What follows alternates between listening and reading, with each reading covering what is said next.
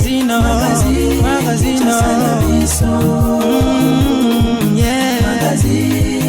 magazine Kinshasa na biso réalité ya bana kino.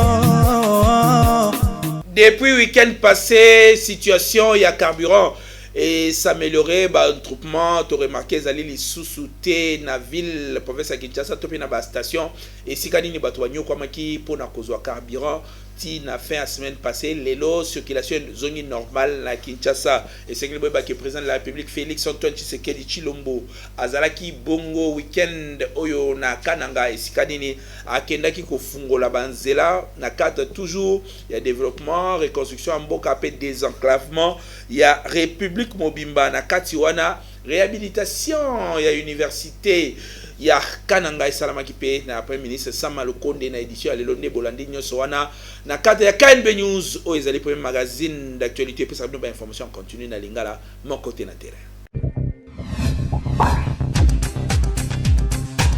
Président Félix Tshisekedi depuis week-end azaki na Kananga pona masolo ya réhabilitation banzela bolanda reportage oyo. Président de la République Félix Antoine Tshisekedi Tshilombo Mukwantombolo akitaki bongo na province ya Kasai Central na Kananga esika nini akendaki ko inaugurer misala ya route oyo ezali bongo na Kananga na Kalamba Mbuji route oyo boyebi bien ekokotisa direct na Angola pona ko désenclaver province wana oyo ezaki ya kokangama bambula na bambula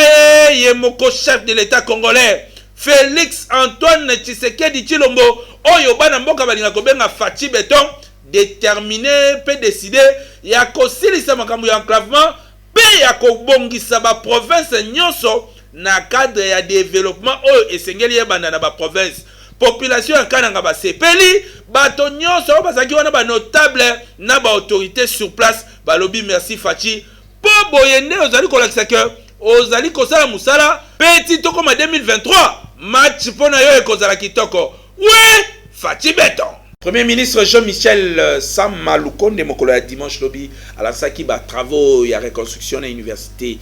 ya Kananga na province ya Kasai Central bolanda reportage. Sous l'impulsion ya yemoko président de la République Félix Antoine Tshisekedi Tshilombo Mukwantombolo et sengeli koyeba que premier ministre Jean-Michel Sama Lukonde a lancé ba travaux de réhabilitation na université ya Kananga et sikani bazali kotonga plus de 32 laboratoires 3 hommes ya sika et sika ba étudiants ya Kananga bakofanda pote masolo salama kitoko boyebi que Félix Antoine Tshisekedi na politique ya gouvernement ya Sama Lukonde balobi que développement esengeli banana base développement esengeli banana barrière pays développement esengeli banana fin fond ya République démocratique du Congo pour tes populations nyonso place azali à sentir que Félix Antoine Tshisekedi Tshilombo Fachi Beton président de la République azali kosala musala kitoko pote bana Congo nyonso basepela boyende zalaka oui. État pont ou Kaboli quartier 2 na quartier 3 na Masina ezali de la bonne ninga kusakalate ba détail bolanda na reporter na biso Saron Mawete oyo azaki sur place. Quartier 2 na quartier 3 Masina presque ya kokabona po état ya pont oyo ekaboli yango ezali ya kobeba na ndenge ya kosakalate population bazali kolela Gentiningo Bilana Jekoko bazali kotala misala kaka bisika mususu na Masina bazali komona clarté KNB tokitaki na terrain pe population baleli. Tuza na Shaba na direction ya Sabina na point quartier 2 Kabola quartier na quartier 3. On vraiment na ko interpeller vraiment na ba kondi vraiment pour au kalaté mboule zo banda vraiment donc ceux qui mboule bandi donc ko bata côté bazara vraiment bien ti donc mayi ebimaka donc yemo yebika mbula ndenge zalaka na pas peut tellement ndenge komi pe ba mama ba micro ba ko katsa vraiment bien ti pour ndenge komi na état vraiment ezama bien te mutu musu ko glisser abukani mutu musu ko glisser akwei yango to senga pena na bakonzi pena ba tela biso mapon oyo donc il ba bongisa biso pon oyo vraiment eza bien vraiment eza bien makasi vraiment so bakonzi ba sele biso pon oyo eza kitoko makasi. Bon, état ya pont ce qui otali pont oyo ezoko relier balabala Shaba et uti na quartier D na avenue oyo quartier 3. Donc pour tala bato ndenge baso traverser belé. Donc na minute do eza ya ko bukana donc eza état moko penza mutu soki par exemple asali rera ko kweya na kati ya mai.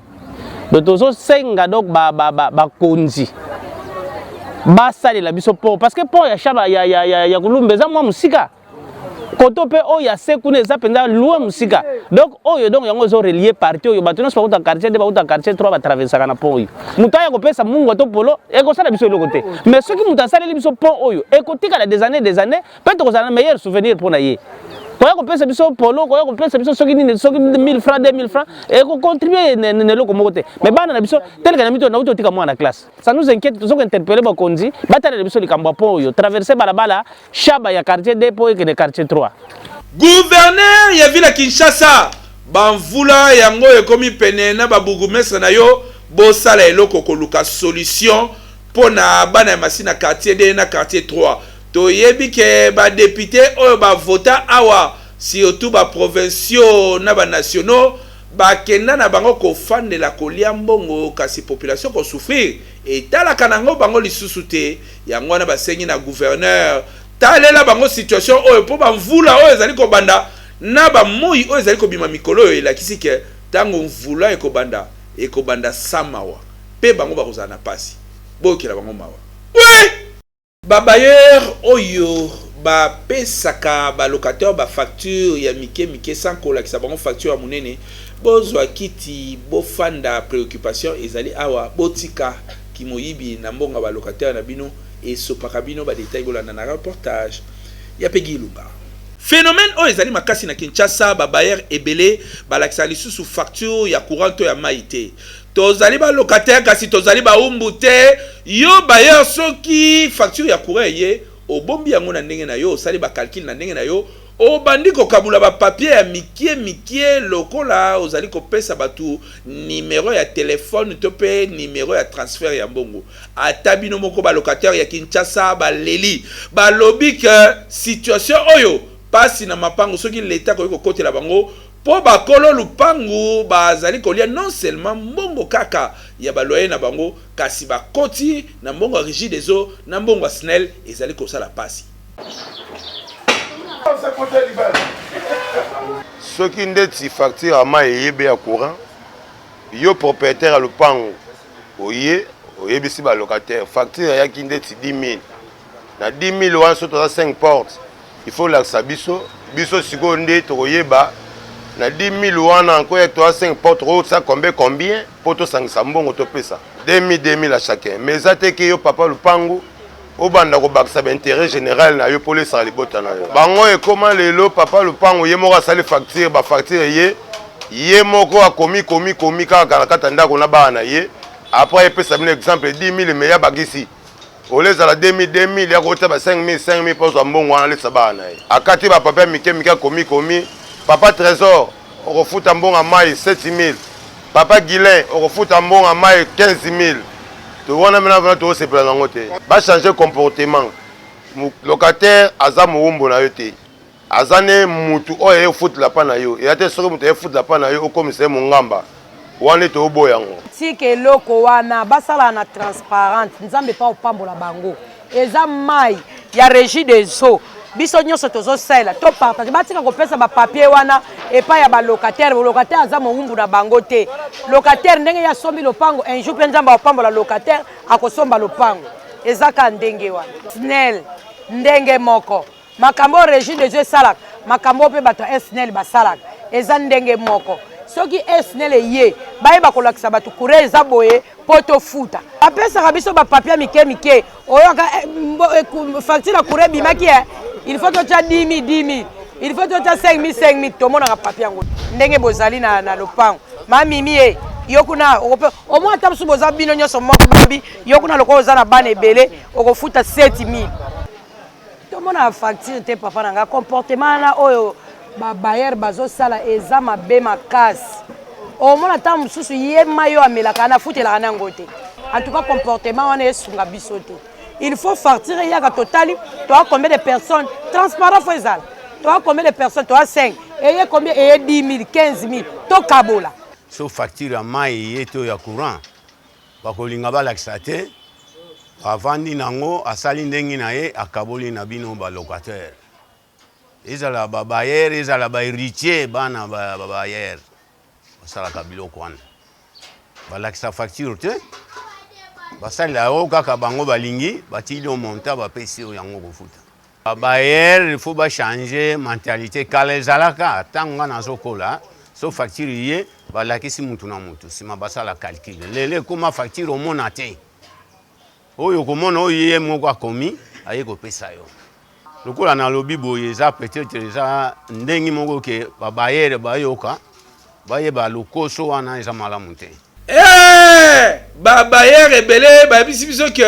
mingi bango moko badiembelaka na se wana c'est-à-dire ntango bakotaka baporte mapangu bamityaka te et puis bazalaka na milekeli likolo ntango bakabolaka facture ya réside des zones ya snel nsima nango okoloba o ngai nasambelaka ngai naza mokristu ngai naza moto ya église de réveil nzoka nde moyibi obandi yango kaka na lupangu na yo na balocataire na yo bongola motema mama légionnaire bongola motema papa osambelaka pote ba ozali ko faire souffrir baza pe bikila mwa nzambe bo changer bizaleli atambulo oui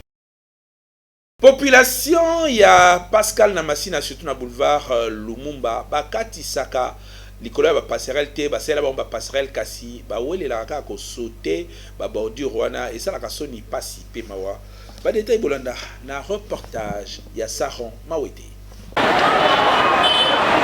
likambu oyo mutu nyonso azwaka nzela ya changu mutu nyonso alekaka po akende aéroport amonaka yango batia ba passerelle pote population bolekaka likolo botika boulevard libre nzela ya mituka eleka calmement kasi nini tomonaka soki mamituka ezali kotambola ba piéton mpe bango bayaka kosaute asaute bordure akoti na boulevard ti a sauté malheureusement ezalaka na ba jeune na ba papa na ba mama ata sonité tokanisa que population boye ba ndenge makambo ezalaka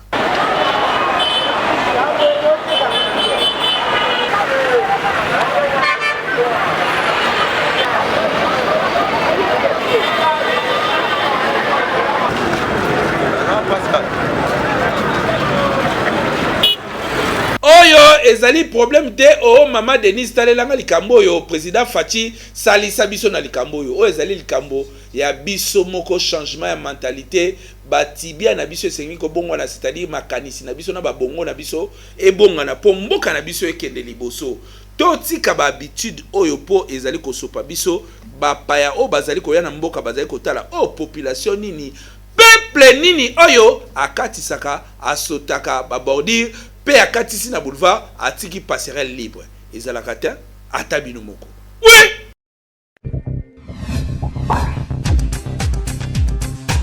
Beltexco azali ko continuer koteka bakaye pona ba famille papa mama kende ko somba bakaye ya qualité na Beltexco toujours na souci ya kosunga mboka pe kosunga population congolaise kaka ndenge boyebeli société oyo monene na République démocratique du Congo Beltexco toujours pembeni ya population na ko accompagner bango na nyonso lelo lisusu ayeli bino bakaye yao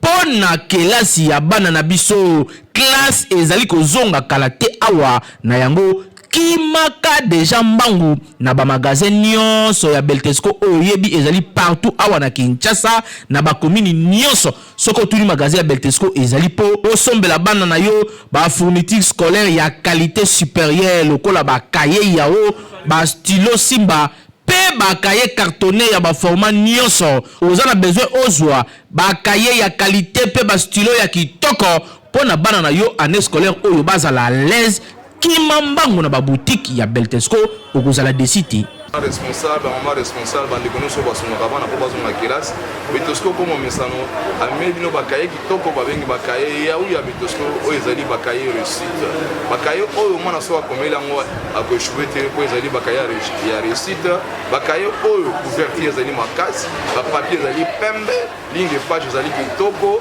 et puis surtout beteni ezali sur kitoko makasi oyo na magasin na biso ya Betosco eza na zone monene osomba ba stock nyonso bolingi okena ba point de vente nyonso ya Betosco l'intérêt à payer na ba succursale pourquoi pas awa la Kinshasa ba distributeur bosoma bakaye kitoko oyo ezali bakaye ya uya Betosco et surtout stylo na biso ezali stylo simba ezokuwa ezokoma bana balingi yango mingi mbongo ekomi ya botangi yo tolingi kosala badon na baekole ya kosala ba réservation na service commercial en tout cas ba kosala les livraisons à domicile tous à l'école avec les cahiers ya ou de la société Betosco et stylo kobosana te balobi tango ozali kosomba kaye yao vérifiez bien soki ezali na logo oyo ya Betosco po ba mwifi bazali ebele oyo bazali ko pirater yango donc soko sombi ya mwanza ekolia yo okoumela nango te po ekosenga obakisa mususu kasi soki osombi ya Betosco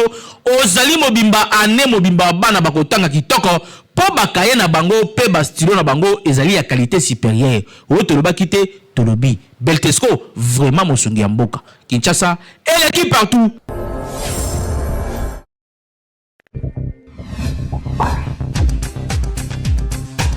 Abotan na kitabarama wao mountain na boraro abata bechakayore batabwa kayore gape.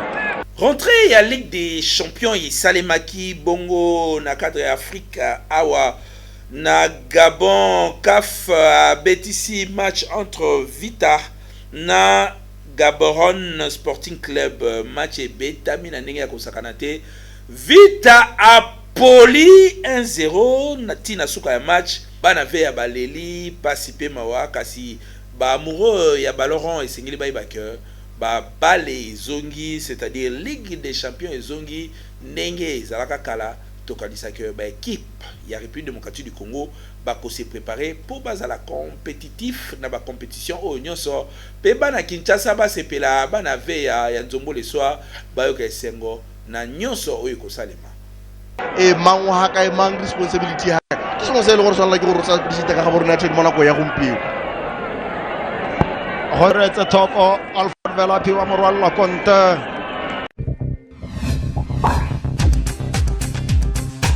rubrique TikTok ba influenceur topé ba vedette ya TikTok ba komi ko contacter biso pona kolekisa biloko na bango tolobi ke ezali rubrique esalami pona mutu nyonso ko welela te mutu nyonso akolekana sans problème lelo Peggy Lunga a sélectionné les biso nini ndeko yaya soki penza mobile ya lingio écoute il va pas te dire du genre est-ce que je peux t'appeler. Ce mobile à lingio est que azo sentir que ça territoire nae a aussi la permission te mobile à lingio pas zoyo a la force na ipsayo d'ailleurs avec Goliath mobile à lingio bien aimé dans le Seigneur avant ça ka lokwa David azo croire même si je 5 pierres seulement mais moi c'est ofa komayanga oh toi na suka édition lelo merci pour la fidélité na bino na KNB News ezali premier magazine et puis ça kabino ba information en continu na Lingala Faso Kirombe Rwakabuba azaki na pointe kuna na manette na régie Agape Kajama yende asali montage pe finalisation et édition lelo pe seront mawete ndi azalaki na pointe na terrain pour na kosela bino musala na sima ya caméra pe na kotalela ya Peggy Ilunga toujours na pointe équipe solide soudé ba professionnel la boyenanu bazalate na Kinshasa kala mingi te onon bomona te bokomona bo continuer kolanda KNB News na chaîne YouTube na biso beti KNB News okukuta ba information nyonso kuna ya ngelingeli po nyonso ele kakande awa soki tolobi eloko te sekeno esalami na Kinshasa te oui magazine